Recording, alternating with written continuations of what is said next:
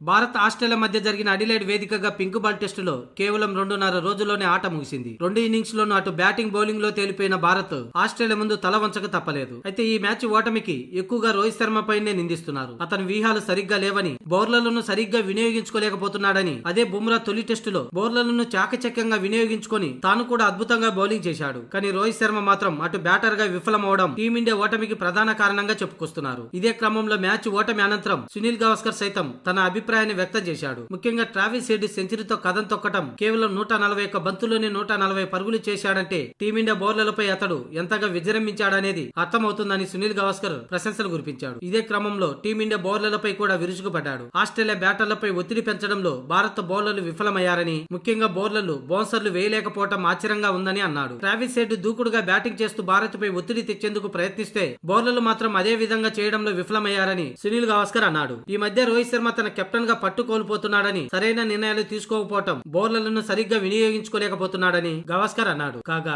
ఈ సిరీస్ కు ముందు తనకు రెండో సంతానం కలిగినందుకు గాను తొలి మ్యాచ్ కి అందుబాటులో లేకపోయిన రోహిత్ శర్మను మిగతా మ్యాచ్లు కూడా అతన్ని పక్కన పెట్టి బుమ్రానే కెప్టెన్ గా వ్యవహరించాలని సునీల్ గవాస్కర్ సూచించిన విషయం తెలిసింది. ఇప్పుడు అందరూ కూడా ఇదే విధంగా సూచిస్తున్నారు. ఈ సిరీస్ కు రోహిత్ శర్మ డుమ్మా కొట్టుంటే బాగుండేదని, తొలి టెస్టులో బుమ్రా వ్యూహాలతోనే అద్భుత విజయం సాధించిందని, కానీ రెండో టెస్టులో రోహిత్ శర్మ టెస్టుల్లో తన పరాజయాల కెప్టెన్సీని కొనసాగిస్తూనే ఉన్నాడు. ఇంతకు ముందు స్వదేశంలో న్యూజిలాండ్ తో వరుసగా 3 టెస్టుల్లో టీమిండియాకు ఓటమిని తెచ్చాడు. ఇప్పుడు ఆస్ట్రేలియాలో తన కెప్టెన్సీ ఓటముల పరంపరను కొనసాగిస్తూనే ఉన్నాడు. వయసు రీత్యా తన కెప్టెన్సీ విధానాలు మసకబారిపోతున్నాయని, అందుకే బుమ్రాను కంటిన్యూ చేయాల్సిందని మాజీలు సైతం అభిప్రాయాన్ని వ్యక్తం చేస్తున్నారు.